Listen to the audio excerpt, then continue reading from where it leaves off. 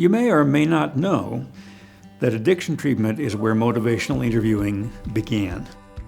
There are literally more than 1,000 clinical trials of motivational interviewing worldwide in all sorts of problem areas, but the largest and the original outcome literature is in the area of addictions.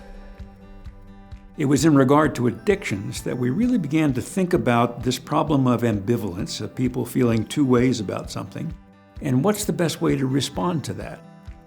At the time, the usual way to respond to that in the United States was confrontation. It was really getting in people's faces, saying, you have a problem, here's what you've got to do, shut up and listen to me.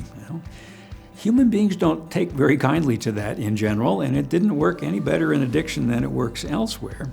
If we counsel in a way that causes people to be defensive, to argue against change, to give what we call sustained talk, that is, nothing needs to change, they are literally talking themselves out of changing, and it becomes less likely that they'll do what they need to do.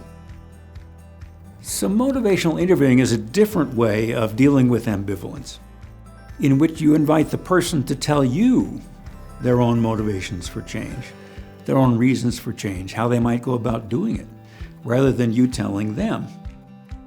And a surprising thing, actually two surprising things.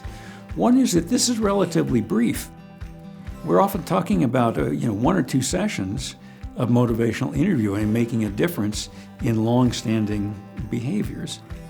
The other is that when motivational interviewing is directly compared with other approaches, which often are longer and more intensive, like cognitive behavior therapy or 12-step facilitation therapy, the outcomes are similar.